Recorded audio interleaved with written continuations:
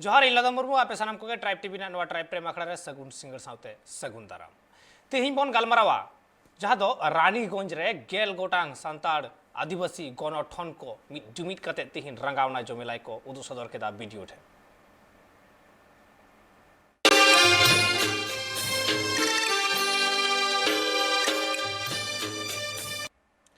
गेल गोटांग आदिवासी गणठन मिद कते जुमिद कते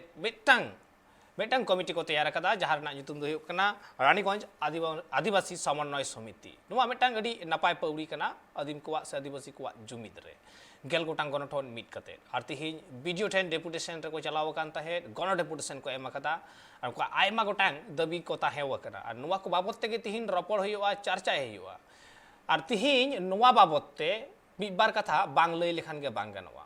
तिहिं जहां रेगे आदिवासी को मेना आकत कुआ संताड़ को मेना आकत कुआ चढ़िए कोन रेगे आदिवासी कुआ दिनम हिलो रेना जीवन खंडाव रे आयमा किछु अनाट एटकेटोड़े जावगे सिरजेव कना उना को बाबत ते आयमा लेकाना दबी गे तिहिं सरकार ठेन सामांगो कना आयमा लेकाना दबी कोगे सरकार ठेन सामांग लक्ति हो कना आर होय नुवा को बाबत तेगे रपड़ हुयुआ रपड़ लगित ते सावरे मेना आकत किन मेनाय कदिया आज रानीगंज आदिवासी समन्वय समिति रेन एक्स मेंबर संजय कुमार हेम्ब्रम और मेनाय कदिया कन्वेनर विजय मुर्मू रपड़ आबन नुकिन सला एतेखान नुकिन सला रपड़ माड़ांग रे आबु बन आजम लगे तिहिं जहां रंगावना जमेलाय ताहे करा उना रंगावना जमेलाय रे चित को मेबेन कना जहां को सेन कान ताहे हुलगरिया को प्रोटेस्टर को वीडियो साहब के लहर गिले बड़ाई चुन दिया जति 22/6/2000 साल रे आलमिक से डिपुटेशन ले एमा गोटा रानीगंज एवं गोटा पश्चिम बांगला जहाँ आदिवासी संताड़ समाज रे जतो अबुरेन बयहा बको जहाँ मिसी तकु सानाम हड़ मिले अबु जहाँ अबु एकटा मेना कदा नवा संताड़ समाज भितरी रे ओना को निये आले वीडियो सब ले बड़ाई चुन दिया बड़ाई तुलु तिहिं जखन आले आइछे डिपुटेशन लेगे ले हे अबुआ जहाँ को दबी दबा मेना का ओना को निये के आले नोडे तिहिं रानीगंज आदिवासी समन्वय समिति पाटा खन सानाम कोड़ा के आले तेहिं ले सेटर काना तिहिं नोडे जहाँ ले खबर ले नामे जे वीडियो साहब बांगमा जे ओकर बारहे चलाव काना एसडीओ से ओकय ठे चलाव काना ओना बाले बुझ चुईदा जेहेतु नोडे प्रशासनिक जहाँ को दायित्व रे मेना कोआ उनको आले चेतान रे एतो भाभी को आले को माने बेसार को माले काना जे वीडियो साहब तीन बांग मेनाय का दिया ओना खातिर ते आपे नोडे जाते नुकुआ ऑफिसर जाते असुविधा बा हुयु ताको नौनका उनको को व्यवहार दा सबको मेन चुईदा आले नुआ कथा गले मेन चुया जे आले या जहां दबी दबा मेना आका आले जहाँ दबी दबा मेना कदा आले जेहेतु एकदम ज्वलंत भावे जहाँ दबी को कना अबुआ जाहेर थान जेहेतु मचा कथा पे मेनदा अबु नुई सरकार मेनदा जापे जाहेर थान सानाम को आले रेजिस्ट्रेशन चुईदा किंतु असल रे नोडे नेल नामक कना अबु ठेन जहाँ भावता लेका कथा हिजुक कना किछु कुछ एमन कागज को उदु अबन कना जे ओना ना कोनो वैल्यूएशन के बा हुजुक कना ताले अबु नौन कागते एड़े एड़े ते कोई दी अबुना और मिटे हुयु कना अबु माझी तान सानाम माझी तान की नौका के नेल कोईदा जे ओकार हो मौज ते दो माझी तान दो बांग मेना आकादा किंतु प्रशासन दिक থেকে आइ जेटे मेन चुईदा ओना मेनदा आपे सानाम कमी रेगी आले माने सहयोगिता ले एमदा किंतु सहयोगिता नोडे द बाले नेल नामेदा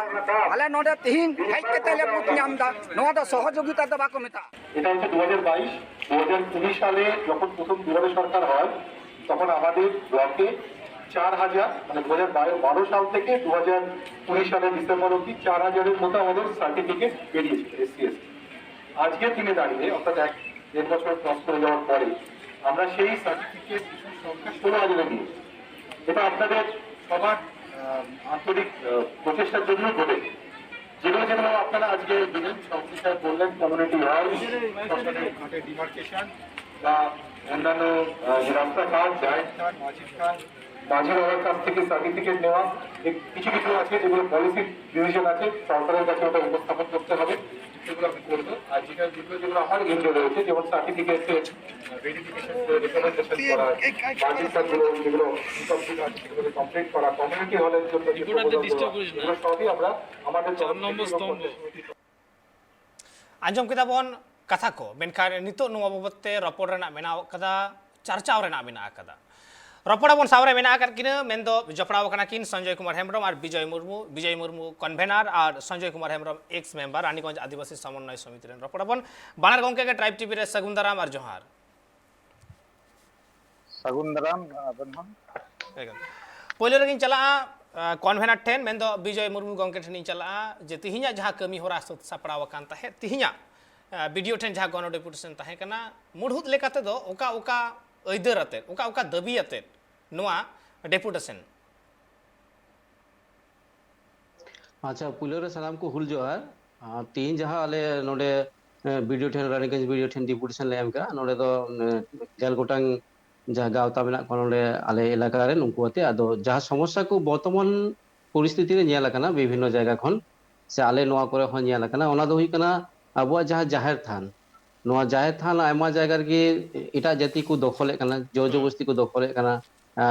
प्रोमोटरी को हिजू कना उनको ना जाहिर थान चिता रे को जो जबरदस्ती बिल्डिंग को बनावेदा और जहाँ अबु आसल जहाँ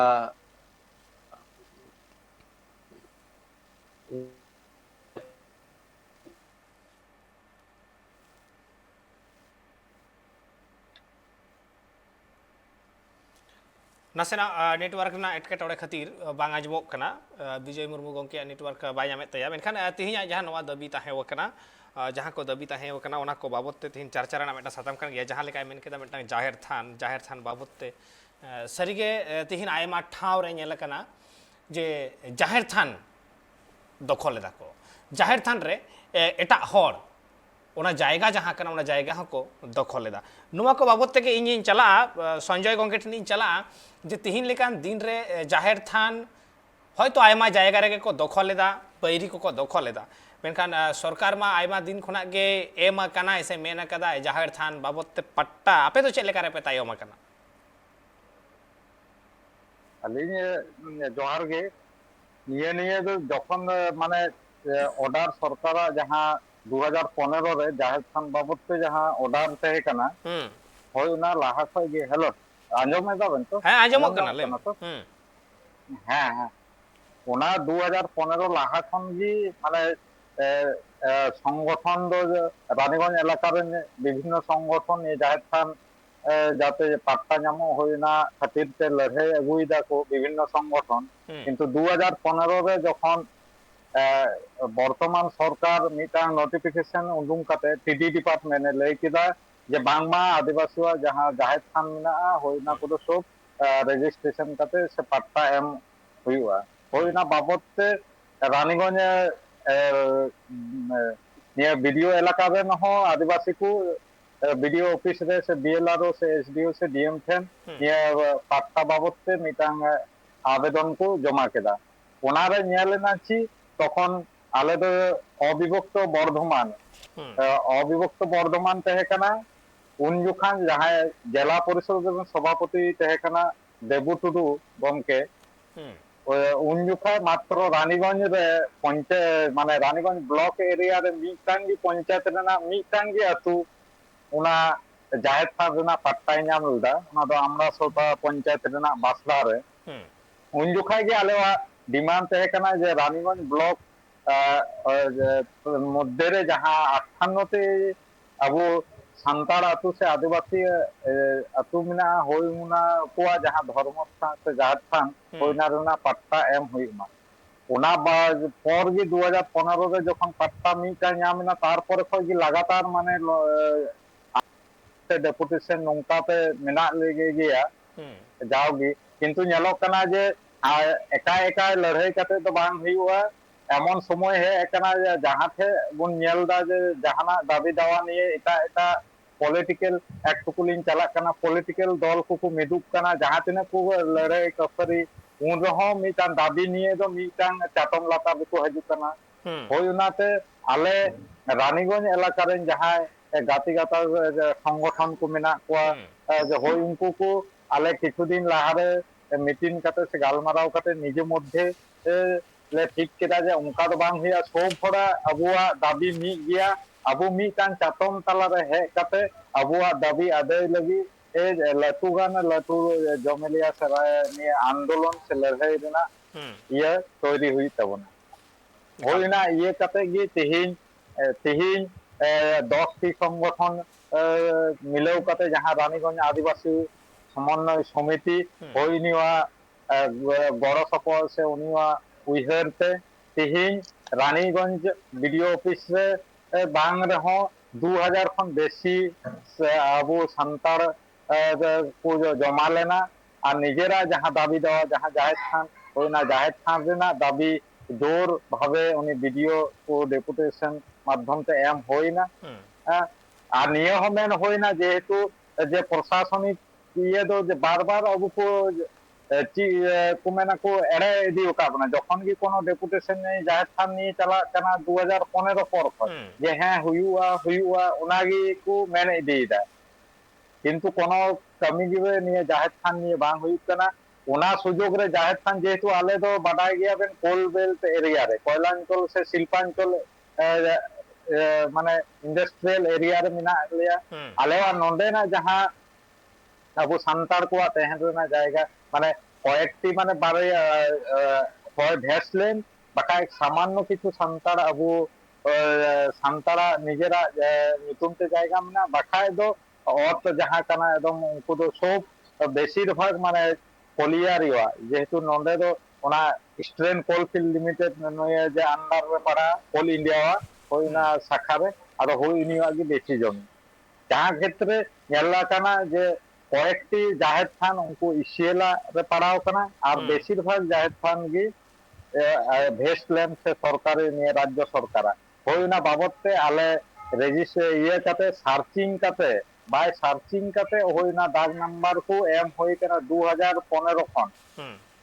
2015 खन जे जाहिद खान निये जायगा रे मिना तलेया आपे पत्ता आमालेते किंतु ओय जे प्रशासन ताल बहाना होते नीत हो बाኛम कना और उना रेना सुजोग हताव कते रानीगंज जहां टाउन एरिया कना होइना टाउन एरिया रे जहां अबो संतारा तुकु मिना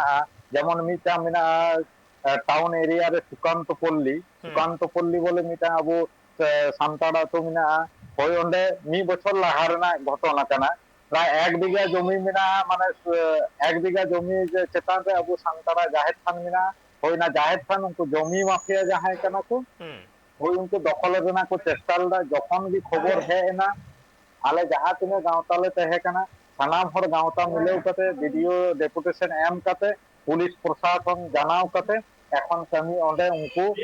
जमी माफिया को ओंडे ओना जमी रे आर कोनो हाथ बंद को लगावा कना अबुआ जहां जाहिद खान कना होइना ओंडे जाहिद खान घेरा मेन का को आकु ओंडेन को अतु हरगे ओना घेरा रेना को व्यवस्था एदा आर मिटान मी मास लाहा रेना घटना कना ओना दो जे नोंडे रानीगंज लगी सियासुर रेना होय ओंडे हो उनका गे अबुआ संतारा जहां जाहिद खान का तहे कना होइना कयेकटी जमी माफिया आज होय उनको तो आकुआ जमी जे आलेवा जायगा कना निये मेन कते ओना जाहिद खान आर मिटा अबुआ खेलोन टाडी ओंडे सुर गे मेना फुटबॉल खेलोन टाडी होइना दखल रेना को चेष्टा लदा होय इन जुखाय हो माने जे प्रशासन जानाव कते आ बीडीओ एसडीओ ओते डीएम आ पुलिस प्रशासन डेपुटे ये जे लिखित भावे जानाव कते ओना हो बंद होई कना ओना निये अबु संतार कोड़ा को कयेक जन माने उनको जमी माफिया केस को आमा को थेना ओना बेल को होए कना एखन केस माने चालू कान तकवा जे ओना जे खातिर को लड़ाई लेनते को जमी माफिया माने एकटू मिटाम भुवो केस को एम का ओने को ये जे चालू करा माने जाहिद खान निये होय ना तो बेसी माने संगठन जहां तिहिन रेना फोकस ओना जाहिद खान रेना तहे कना एकल ओना जाहिद खान रेना पट्टा पे खोजे कना ओना साथ वस्तु भीतर रेना पट्टा पे खोजे कना হ্যাঁ বাস্তবিকতা হনিয়ে হ যে নিয়ে আদিবাসী মেলা को যখন শুরু কানা आदिवासी मेला रे मीटांग स्पेशल कैंप होय लेना 2020 रे হুম 2020 रे उन जुखा माने निया रानीगंज ब्लॉक रे डिस्ट्रिक्ट रे ना आदिवासी मेला होय लेना হুম उन जुखा गे जमा होय लेना उन जुखा प्रशासन जहां वीडियो से ऑनलाइन को उच्च पदस्थकारी ऑफिसर को तय करना হুম और इनको को मेन लेदा जे आपे जमाए पे जहां तिना पे जमाए आपे ओना वास्तु भितर रेना वास्तु भितर रेना पट्टा पे नामा और जहां जायगा वेस्टलैंड रे पे चास दा होइना चास रेना जमी रेना हो पट्टा पे नामा হুম किंतु नेला कना जे निये को बांग नामक कना 2021 रेना घटना जखन निये विधानसभा इलेक्शन लहारे হুম उन जुखा आले नोंडे सियारसोल मेना रानीगंज रे सीएम हजू रेना कथा ते कानते हेल नाय उन जुखा कयेकजन अबु सांतार ओंडे बीएलआरओ ऑफिस खय फोन काते को होहवा कोआ जे पट्टा पे नामा হুম पट्टा कागज रे ओना दलिल जहां कना होइना रे सही चुके कोआ को मेनना को जे सीएम हजुआ सीएम आती ते नामा बा सही काते ओना को इदी केदा संजय मेना SDO office Asansol SDO office Jayant Asansol ने आसानसोल एसडीओ ऑफिस से इदी काते ओंडे गी एखोनो मेना गया ओंडे गी मेना माने पट्टा रे सही काते अब संतारा पट्टा रेना कागज दो बंको नाम कला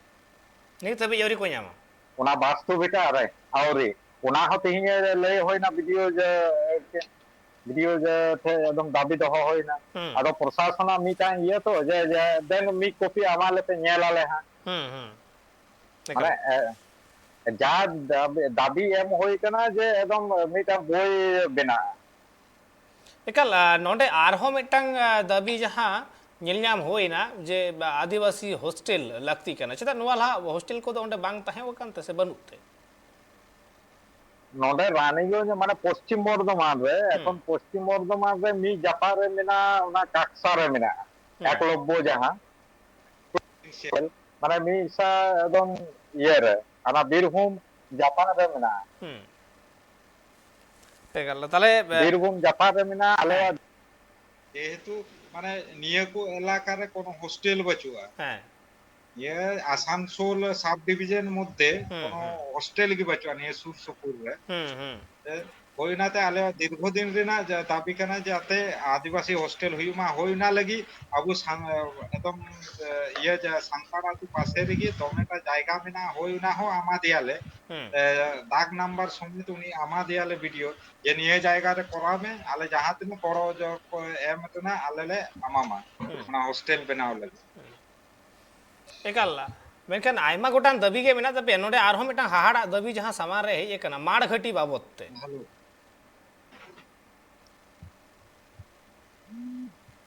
जुदी रॉडे मांझे तीन संजय गंके नोडे आपे माड़ घटी बाबत ते हो आपे नोडे दबी है ये कना হ্যালো जे उना माड़ घाटी जहां नित पे खोजो कना सरकार ठेन जे उना मिटांग ठाव चिन्हित रेना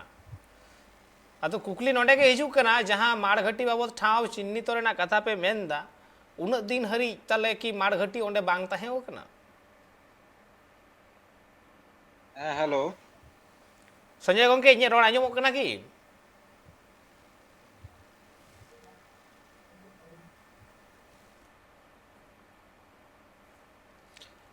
जाना होय तो एटकेटोड़े हुजुगो कना ओना लगन खन लगन हा सलहे काते आरो रोपड़ हुआ मेनखान नित सावरे मेनाय कदिया विजय मुर्मू गंके जहां माड़ घाटी बाबत ते आपे ओंडे दबी पे दोहो आकादा जे माड़ घाटी रेना ठाव आरकी मिठेन ठौका काते जेमन ओना सरकार पाहटा से खन ओना ठौका गोटा मा तले निये लहा माड़ घाटी रेना कमी होरा को तो ओकारे हुयुग कान ओंकाना ठाव की बांग ताहे ओकान तपेया ना अड़ी मरी हापराम को उदु कते गे मेना बांग दो बांग आदो इदानिंग जहां जेलो कना किछु कोयला माफिया होक बा गितिल माफिया होक उनको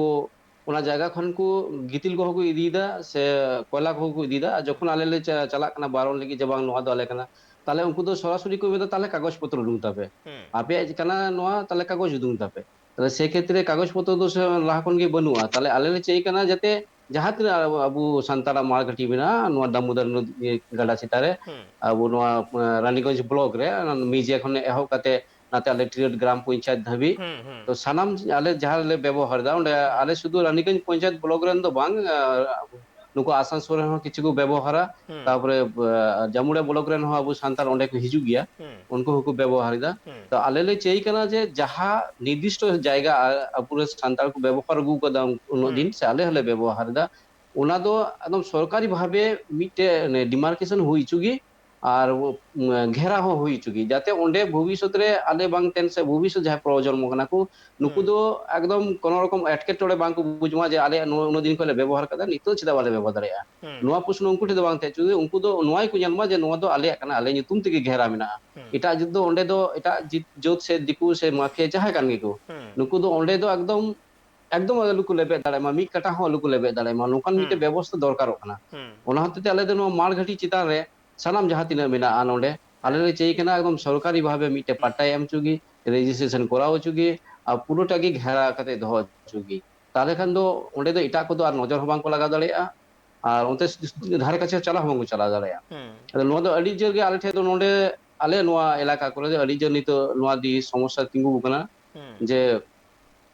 जहां को मारघाटी को मिना से आयना संजय बाबू लई केदा जहां तान को चितान अडी जोर मिटे दिकु को अटैक हुई कना मिटे जे उच्चेद लेका अबू ओंडे को अचो कते अको बिल्डिंग को खरा दा बिजनेस दाको ओंडे ना संजय बाबू जहां लई केदा पट्टा दी कते पट्टा दो जे उन दिन को अप्लाई हुई कना बांग जामो कना किंतु दिकु ओंडे की को उनको को उना भेस्टेड लैंड रेगी उनको दिकु को हिजु कना को उनको आको पट्टा को जामदा जायगा को जामदा और बिल्डिंग हो बिना कानते को लटुल तो उनको क्षेत्र आलादा नियम हुई कना और अबू संताल क्षेत्र आलादा नियम हुई कना तो आले नोडे जहां गाती गावता ले तीन ले जावा कानते नुको सनाम को आगे मिटे मौत कना जे जुदी दिकु को जाम दाले भेस्टेड ले पट्टा तले अबू चिदा बम जाम दाले अबू तो नुनो दिन को व्यवहार गुइदा अबू ओले वास्तु बिटा हुयु से जहां तान हुयु से नोआ माल घाटी गे हुयु अबू तो बु व्यवहार गु कदा उन दिन अबू नोआ ला शुधु तीन गे जे आले दबी रका दनु कदा बांग कना नोआ ला हरे आयमा संगठन दबी को रका कदा एकक भावे हुयु समवेत भावे हुयु आयमा संगठन को दबी को रका कदा जे ओना को दो आले nyutum ते हुई चुगी रेजिस्ट्रेशन हुई चुगी और घेरा हुई चुगी किंतु এখন পর্যন্ত কোন সরকার বিগত সরকার আবা নোয়া সরকার আবা এখন নিট ধবিতে এখন গান কমি হরা বাই সাব কাদা আদো আলে তো তিন জোরজার কি নিয়ে গেলে মেন্টু কাদিয়া যে আলে তো ওনা को চাই গি চাই आले जहां तिना की मारघाटी मिना तले आले दो उदु आले पे और एमाले पे और दो आले उपस्थित बाले तपाम और आले टे तपाम लगी दो दुकु हे चुगी तीन दिन का आले ले डिपुटेशन तीन दिन ले हेले नोआ करे तले दो उन दिन का आले ले व्यवहार गुदा नोआ का आले नोडन दिसंबर हड़ पे नोडे ले दिसंबर हड़ पे ले जे आले दो आदिवासी आपे दो आदिवासी ना पे दियार पे थपु थयुले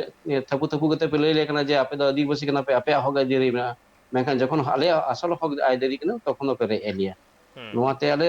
एकदम नोआ गिले जोर टू का दिया नोआ पॉइंट गी ते आले तो नोआ तो चाहिए की चाहिए आम जहां तिना दिन समय आता में किंतु आले तो चाहिए बाम हताव खाय आले परवर्ती काल रे हिजुआ आम ठेले कुली में जदी बांग हुई कन खाय तले आले आरो लट्टू जमेला ले से चले आ आले रोड ले ब्लॉगा तखन आम जहां कमिया निकल अड़ी नापाय कथा अड़ी दामान कथा कना मेनखान हॉय जे उन किछु दबी को नित सामांग रे हेज करना उना को बाबत ते आरो मिटन कथा नोडे आम ठेन दहो सनाई केना कुकली दहो सनाई केना विजय गंके कन्वेनर हो कनाम आयमा गान गाते गावता जहां को होयतो नित पे बीत एकना पे मित सावते पे हुलसई एकदा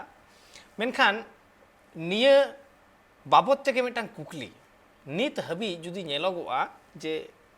खाली पश्चिम बंग रे दो बांग एटा कोरेन हो जुदी बोन नेला जहां कोरेन गे जहां तिने के मारांग हुलसई को हुयु रागावना जमेलाई को हुयु ओडे मिटांग मारांग एनएम तहन तया से मारांग एनएम तहन तक आर बांग मेसा को भारत जकात माझी परगना महल लेकिन आपे नोडे जहां तिने गावता मेना कट पे नसे ना मेदा nyutum को ले लेगे बासड़ा एसटी क्लब ऐसे का पश्चिम बर्धमान नुपुर आदिवासी एवेन गावता मुर्गाचोल आदिवासी मिलन गावता इरेलडी मजी मापाजी आतोबाईसी रानी सायर आठपाड़ा आदिवासी सुसर गावता आइनोम बेलिया बथान आदिवासी सुसर गावता आदिवासी विकास कमिटी बाबूपुर आदिवासी सागन साकाम गावता नुन गान मेना पिया गेल गोटांग मेनखान नोडे भारत जगत मजी पारगना महला nyutum बनु अकदा बाडाय सनाई केना ओना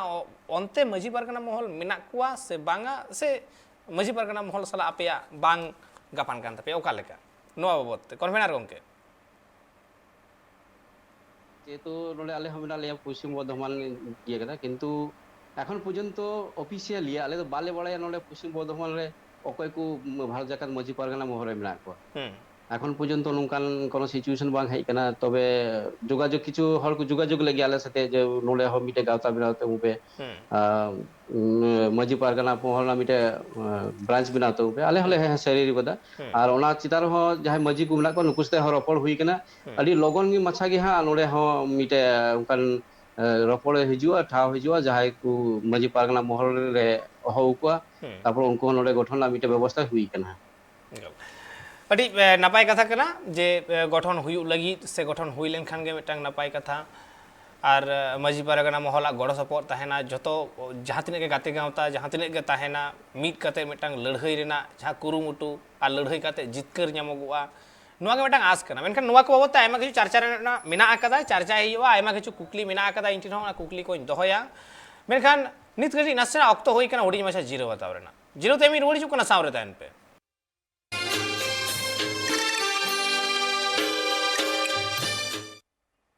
जीरो ते आरम बेदा सानाम को दौड़ाते सगुन दाराम और आबू बन गलमाराव तहीन जहाँ गेल गोटांग आदिवासी गणटन को मिट कते वीडियो ठेन गण डेपुटेशन को एम केदा ओनारे आयमा किछु दाबी को सामान सदर कदा सावरे मेना करकिने संजय कुमार हेम्ब्रम और विजय मुर्मू गंके मेना करकिने मेका नोडे आयमा किछु कथा गलमाराव हुईगो कांते गलमाराव ते नोडे जहाँ को दाबी को सामान कना ओना को बाबत रपोर्ट हुई कांते इन हिजु संजय गंके ठेन हिजुआ संजय गंके नोडे जहाँ तरे दाबी मेना कदा जतखन हाहाड़ा मिटांग दाबी नेल कते जतखन हाहाड़ा आइकव कना जहाँ तो हुईगो कना 8 नम्बर रे ऑल मेना कदा जे सावताल समाजेर माझी बाबादेर नामे ब्रैकेट रे नाइके भाता मेना कदा द्रुत प्रदानेर व्यवस्था करते हबे হয় নোয়া কথা যদি পুষ্টবা নিয়ে তো বাড়ায় গিয়া বন যে 2021 রে উনকু দিকু কোয়া যেমন পুরোহিত ভাতা রেনা ব্যবস্থা সরকারে করাল দা হই উনকা যে উনজুখায় দুর্গাপূজা সময় সম্ভবত উনজুখায় মিটা নোটিফিকেশনে উন্ডুমুল দা যে আদিবাসী কোয়া সে সান্তার করেন যাহায় আতু মহের সে নাইকি মাঝি বাবা আরো যাহায় মেনা কোয়া বলেন আতু মরে হর হই উনকু ভাতা এম হুইয়া হই উনা নোটিফিকেশন যখন হইল না আলে এলাকার নহ নিয়ে রানীগঞ্জ এলাকার নহ যাহা তিনে আবু আতু করে যাহায় আতু মরে হর মেনা কোয়া হই উনকু কুকু জমাল দা অ্যাপ্লিকেশন কো এম দা কিন্তু ñeলok kana এখনো পর্যন্ত ওনা যাহা ভাতা ñam রেনা দরকার না ওনা দো এখনো পর্যন্ত বাংকো ñam কাদা হই ওনা নিয়ে গি তিহিং হ ডেপুটেশন রেনা মিটা ইয়েতে হেকান তালে যাতে উনকু দ্রুত যেহেতু এটা যাতে কুকু ñam দা পুরোহিত ভাতা হিসাবতে আর আলেওয়া যাহা নাইকে ভাতা হই না যাতে আলেরেন সান্তাড় হকু ñam মা যে আতু মরে হর কু ñam মা হই না রেনা তিহিং নিয়ে ডেপুটেশন রে দহ হই কেন আপে অন্ডরেন গে বাকো ñam কাদা সে এটা করেন হ বাকো ñam কাদা মানে আলেওয়া যাহা তিনে ইয়ে মিনা পশ্চিম বর্ধমান রে ওকারে হ বাকো ñam কাদা পশ্চিম বর্ধমান রে যাহা তিনে মিনা কো যাহা তিনে এপ্লাই দা কো অকয় হ মিটাং হ বাকো ñam কাদা নংকা তিনে গান সারি সে নাসি আঞ্জম কানা যে পুরুলিয়া রে এহ বাকাদা কোসছে bang কিন্তু মানে তথ্য তো বাং ñam কানা নংকা মিটা খবর ñam কানা যে পুরুলিয়া রে সাতুরি ব্লক রে সম্ভবত মানে শুরু কাদা কো মানে ñam আদো তিনেটা সারিওয়া ওনা দো মানে ইয়ে দো বালিং লই দিরিওয়া কানা আদো কথা দো হইবো কানা নোয়া নাইকে ভাতা কি একাল গে জরুরি লাগতি কান গিয়া বা লাগতি তো বাং কানা মিটা সরকার যেহেতু অমক কানা যাহা জিনিস সরকারা জিনিস হাতাও বুন সে বাং ওনা দো মানে মিটাং ইয়ে রেনা ইয়ে কানা তো যেমন জরুরি মেনদাবেন জরুরি কানা সে মানে মিটাং কোশ্চেন হই না যে বাই হাতাওয়া ওনা কি মানে যদি বাই হাতাওয়া ওনা ভাগি হইয়া সে বাড়ি হইয়া নুনে গান যদি সরকার মানে যাহা প্রকল্প কো মেনা হই না নিয়ে তুলে জোখায় বুন সে ছিন্ডে বুন তবে মতং মানে সরকারি প্রকল্প যাহা আবুয়া যাহা ñam রেনা হই না হয়তো বুন ইয়ে আছে কি কো মেনা যে মানে ওনা তো বাবুন ñam আছে আদো কথা তো হইব কানা হয় যে মাঝি মড়ে হড় কো যাহা নাইকে ভাতা এম রেনা কথা হইব কানা নোয়া ভাতা এম নংকা বাং মনে হইব কানা যে যাহা সাউতা রেনা পরিকাঠামো কানা ওনা হাইজেক রেনা মেটান চক্রান্ত কানা হ্যাঁ ওনা মচং ইয়ে কান গে মানে মিটাং দেখা চলে মানে হাইজেক উনি চি মানে আবু বন হাইজেক চুক কানা মানে আবু হাইজেক মানে ইদানিং নিয়ে সময় রে নিয়ে লাগানা ভারত দিশম রে যাহাই মানে একদম ইয়ে কো মানে আবুরেন ইয়ে কো মানে একটুকু মানে কি বন মেনা মানে হাইজেক চুক কানা বন মানে নিয়ে ভাতা যে নাম সে বাবুন নাম কিন্তু মানে কয়ে একদম মানে ইয়ে থে মানে শাসক দল কুঠে মানে nyel kana niya do jokhon ko মানে nyel kana se niya lahare no jaha pute he kana unku ho মানে যেহেতু নিকু আবু যাহা পরিকাঠামো সামাজিক ব্যবস্থা যেহেতু যে আতু মরে হর উপর দিকে নির্ভরশীল মানে বলা চলে মিটা যেমন মিটা ঘারণ কান তাবুনা মিটা পুনহরা নিয়ে do যে 10টি ওরা না ঘারণ ওনারে হেড নুকু আতু মরে হয় নুকু যাহা ডিসিশন আকু একদম 10টি ওরা দেন ইয়ে আবু একদম সবুন মানাও বাতাও একাল আদো হয় নয়া কথা গিনি মেন লাগি দো কান থে নিংকে হতো তায়ম দারামে মেন দাড়ায়া শাসক দল তো মেন দাড়ায়া যে ইñ মাঝি মোড়ে হর ভাতা এমা আপে কেনা আপে ইñ লেকাতে কামি পে ইñ লেকাতে কামি পে আর যাহা তো সান্তার সাঁওতার না স্বতন্ত্র ব্যবস্থা সামাজিক ব্যবস্থা যাহা কেনা ওনা সামাজিক ব্যবস্থা রে ওকাঠেন হন ক্ষতি হইও লেকা নিকে বাং মনে হইও কেনা যে তায়ম দারাম নুকা হতো হই দাড়ে উনকু মাঝি মোড়ে হর সরকার আজ লেকা কাতে কামি হইচো কো उन स्वतंत्र व्यवस्था जहाँ के ना ওনা মচং হ্যাঁ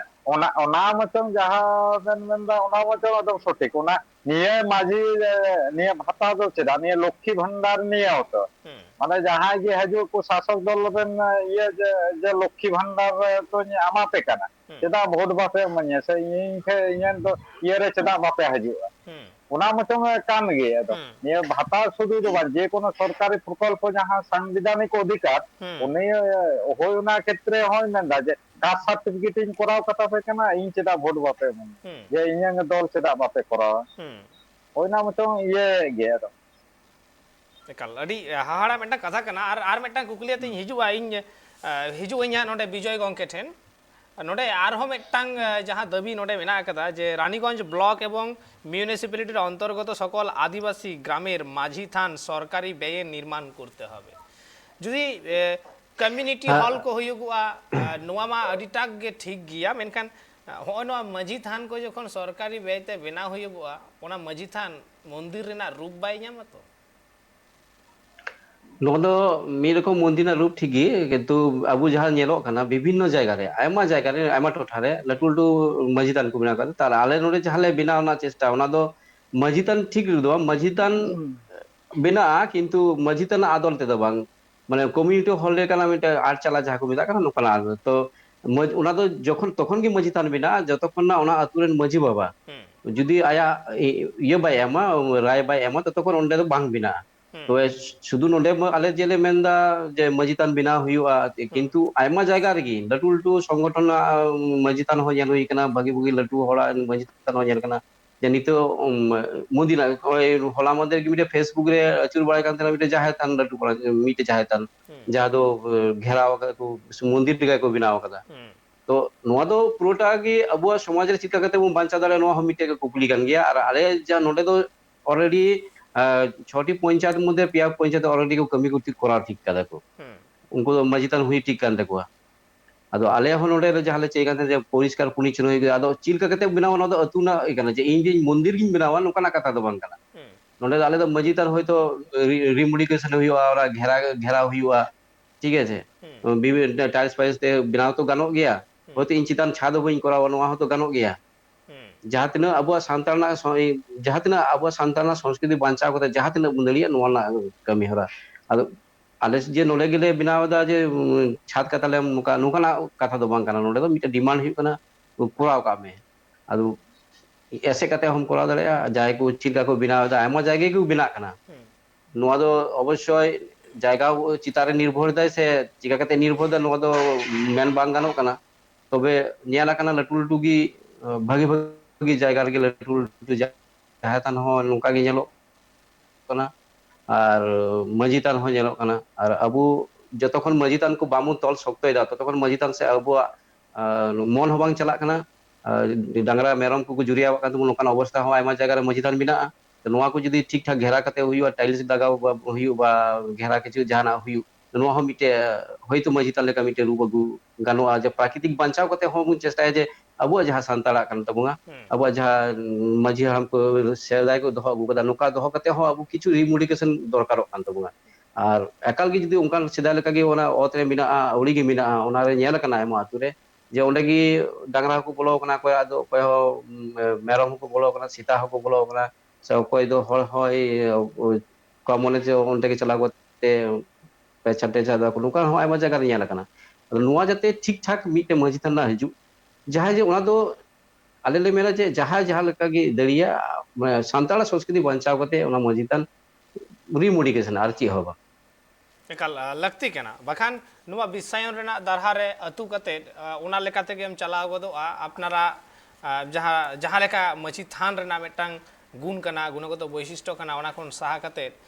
जुदी मंदिर लेका बेना जाहेर को जहां लेका नित किछु किछु जायगा रे नेलो कना मंदिर लेका बेना कना नुआ को दोडी हाहाड़ा चितर कना नुआ द आदो रेना हर कना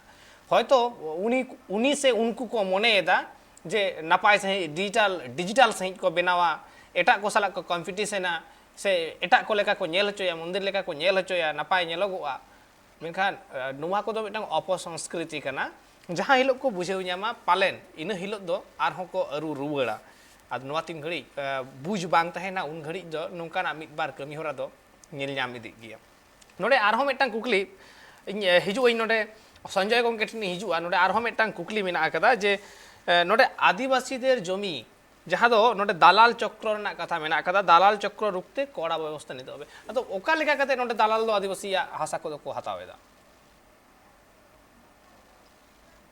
नोंडे दो जेहेतु ओने लिंग मेन के लाहारे माने एमन मिटान जायगा रे आले दो मिना लेया रानीगंज एकदम कोयला अंचल जेमन नोंडे ना कोयला रेना दाम जेमन मिना निते ओत रेना हो से जायगा रेना हो दाम हो उनका गे जहाते माने टाउन संलग्न एलाका कनाल तो होइनाते नोंडे माने नोते दो काठाते अखरिñoa तो मी काठा रेना 10 लाख 15 लाख टाका दाम आदो अबो संतार को जेहेतु कमी जो कमी को निये टाउन सुर को रगी कोलियारी तहे कना होइनाते ओना कोलियारी को बंदो कना ओना कोलियारी रगी ओना कोरेना जायगा रगी तहे कते ओना दुआर कदा को लटू लटू जायगा को ऐसे कदा वो आदो नितेन दो को जमी माफिया होइना नजर पड़ाव कना जेहेतु अबो दो संतार दो एकटु माने धमका चमकाव कते नुको एटा जाति को एकदम जल्दी को बतर चो दड़ियो बुना तो होइनाते बतर चु कते से माने अन्य भावे चाप एम कते होय उनका कते माने ओना निजेरा जहां जमी को होइना कोय को लगाए को बखाय माने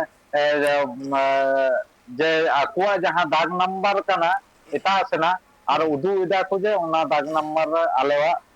जायगा कना ओना सेम क्षेत्र गे होय कना ओंडे जहां सियारसोल मौजा रेना माने रानीगंज रेना होय ओंडे मिटान दिकु जेहेतु ओना दो मिटान कोलियारिवा जमी कना प्राय 5-6 बीघा होइना जमी आयान जमी उदुक कते आयान कागज उदुक कते आय ओना घेरा रेना चेष्टा लदा होइना निये हो ये को होय कना ऑब्जेक्शन को होइना ते कमी को अटका मिना और उनी होर ओंडे दाबी जे आर बाय ये दोहो दिलुआ कना जे ये कना जेहेतु ओना को माप जोग होइना नेलेना जे ओना दो जे माने स्वाधीनता लाहारे जहां कोयला खनि कोरालदा बेंगल और बीरभूम कोल लिमिटेड होय उनकुआ nyutum रे मिना वर्तमान रे सीएल जहां स्ट्रेन कोल फील्ड मिना होय निवा आवतारे ओना जायगा चलाव कना होय नि हो जनाव कदिया जे नेल में निया अमान जायगा को ऐसे दा आले जा संतार को मिना लिया अरे नुकु ओना ऐसे कते माने प्लॉटिंग कते अखरिñ रेना व्यवस्था एदा को एते कान तो अडी उनका दमे ये मिना हां और एची हुई कना अबो संतार तो वेस्टलैंड करे हो मिना को वेस्टलैंड ऐसे एकदा को 2-3 बीघा कते होइनका होइना करे खोय हकु लगाय को जहां विजय गमके लई किदा जे अबो दो जे संतार एकदम माने जनम खोय जखन खोय उन खोय पट्टा लगी को अप्लाई द बंकु नामदा किंतु जहां एकदम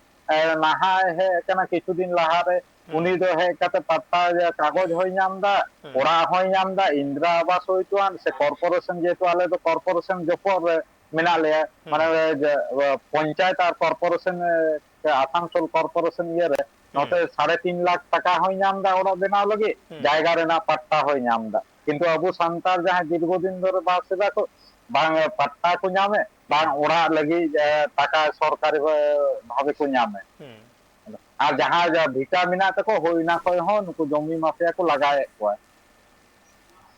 अड़ी हाहाड़ा कथा ताहले एनते खान तिहिन नोआ मिट्टांग ठाव रेना नोआ अनाट दो बांग कना तिहिन जुदी नेल हुयुगुआ होय नोआ हासा जायगा रेना जहां गे अनाट मिना कदा नोआ दो चिड़िया कोण रेगे जहां रेगे आदिवासी संताल को मेना कर कुआ ओंडेना गे नोंकाना आइमा गान घटन दिनम हिलो आंजम जामगो कना जे हासा जायगा एसे रेना कुरुमुटु बैरी कुआ तिहिन जुदी नेल हुयुगुआ जागे हासा जायगा मेना आका जागे सारेज बारेज मेना आका ओना दो अदिम कोठेन गे मेना आकादा और होय नोआ हासा जायगा हताव रेना हथियाव रेना मेटा चक्रांत तो चला कान गया दिनम हिलो नेलगो कना नोआ चितर गोटा गे नेलगो कना खाली बेंगल बनत रेदो बांग बेंगल बाद करते हो उड़ीसा झारखंड आसाम चिड़िया कोन गे नोआ दो नेलगो कना और उनखुना गे और वेस्टलैंड रेदो आयमा जायगा रे गे मेना आको किया नोआ दो सिकर गे हुयुगोआ अदो होय जे दिनम दिन उना दिन खन मेना आकात कुआ अदिम को और उना को हासा जायगा हथियाव रेना मेटा चक्रांत चला कना नोआ चक्रांत रे अदिम सांताड़ को एड़े भुड़ू होचोक कना सांताड़ा होय नोआ आड़ांग सरकार ठन की सेटेरोक कना ताकिरोक कना नोआ बेबत ओका लेकाना पौड़ी को लाहाया नोआ हो नेल रेना मेखान नित अक्तो होई कना मेटा हुडिंग मेसे जीरो हताव रेना जीरो ते मी रुवाड़ हिजुक कना सावरे तायन पे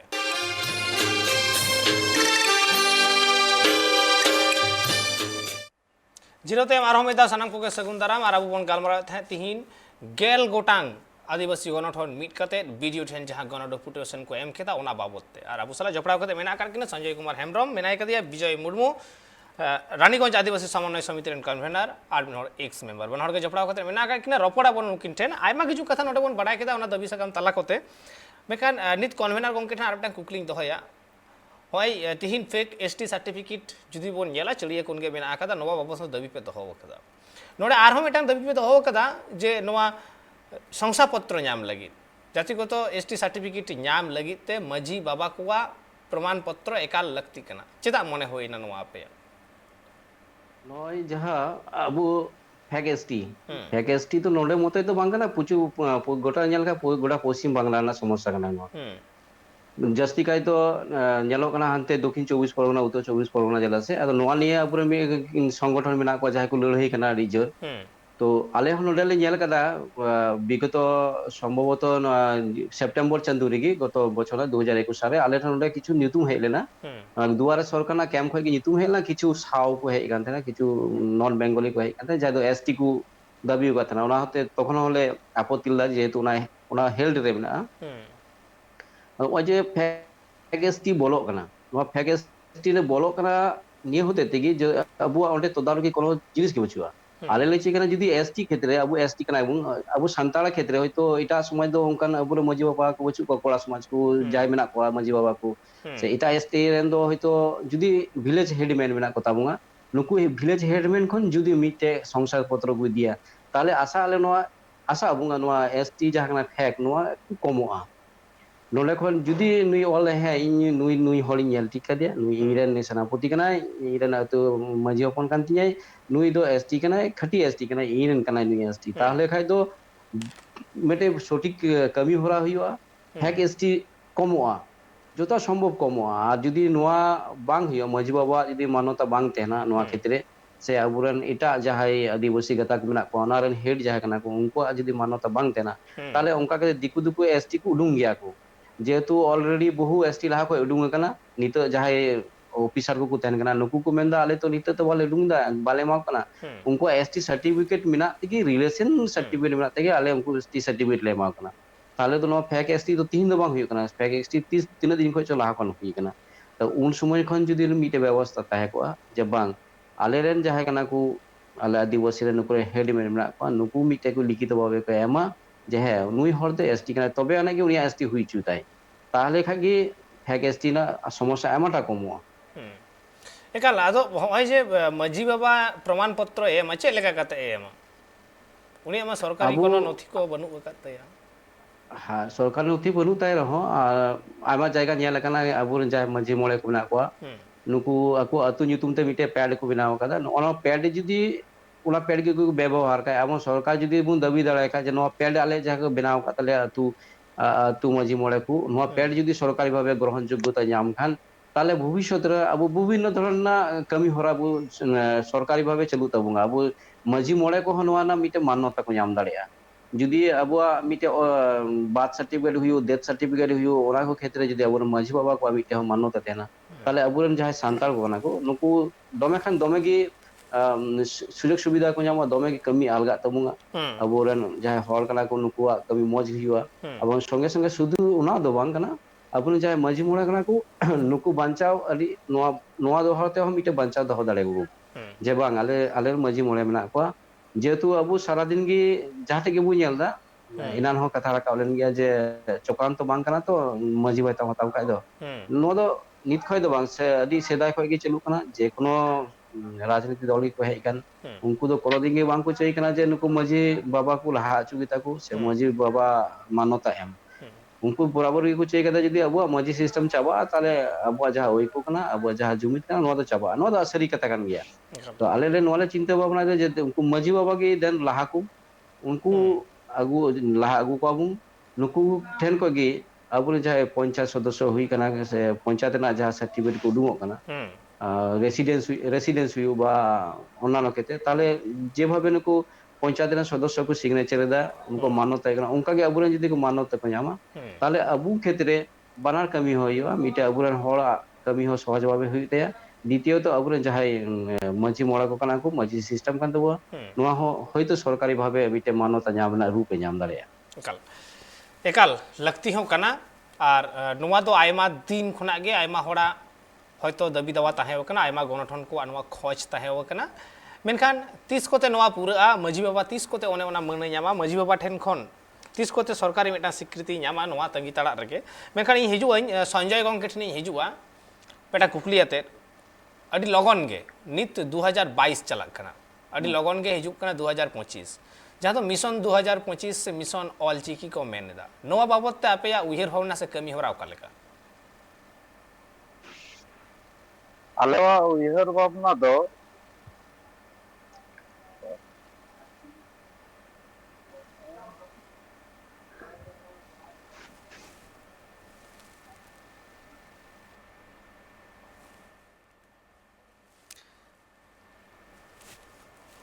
नासेना हयतो नेटवर्क ना एटकेटोड़े हुयुग कना जहाँ खातिर बाबन आजम ñam दा मेनखान 2022 खन 2025 हिजुते बेसी अक्तो बनु ओकदा एनते खान नोआ को बाबते चर्चा हिजुग मेनखान हुडिंग मेछा मेटांग तेलाई हतावा विजय गंके ठेन मिशन 2025 बाबते विजय गंके मिशन 2025 बाबते ओका लेका उहिर भावना तपे ऑलचिकी बाबते ale ale jaha পশ্চিম বর্ধমান রে ñela kana je পশ্চিম বর্ধমান রে বারে সংগঠন নলে itu asara kin chalawa mite banagi asa ka kin nyutumok kana mite bakura pada kon mite kolkata pada kon to nukin pasapasi ale যত সম্ভব jaha tinole nole gauta re tinle mena liya nuko sanam bole chesta ida se kichu aro mena ko jaha no koran ko ko mena ko jaha do নিজে ব্যক্তিগত ভাবে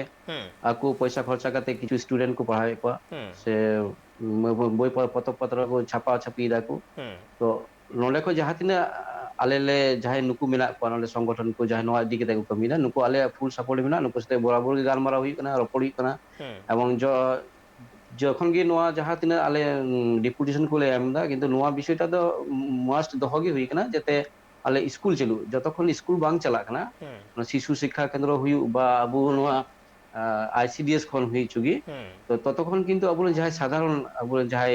সান্তাল কান তো মুকু নুকু উনো কান তা বাং কো হিজু কানা ইতুন আসলা দ উনো গান দ বাং সম্ভব বাং কানা আর হেজু হ বাং কো হেজু লাগি একাল একাল একাল আর যদি চালু লেন খান আবু নোয়া স্কুল করে যদি চালু লেন খান তাহলে उनको हम मिटे को बुझा बांग स्कूल चलू कना ताले इनी पढ़ाव रे खाइ लाभ मिलाते नोडे अब नित दो संताल हो मिटे लाभ खुती ना चिंताई दाबू एकाल लाभ खुती ना चिंता हुयुग कान गिया मेनखान एन रे हो मिशन 2025 ना जहां जॉस कना जे सनाम हर ऑलचिकी चेद रेना सनाम हर ऑलचिकी ते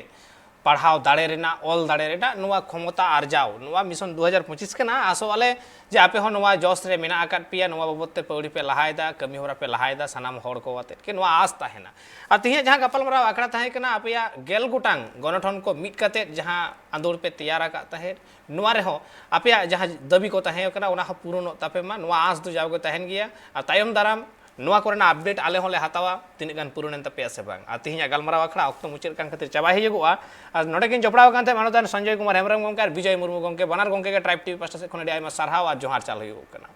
एते कान तिहिया गलमराव नोडे के मुचेद हुयो मा एनखान नोंका के ट्राइब टीवी नेटा कमी होरा को नेल लगी नेल कान ताइन पे ट्राइब टीवी।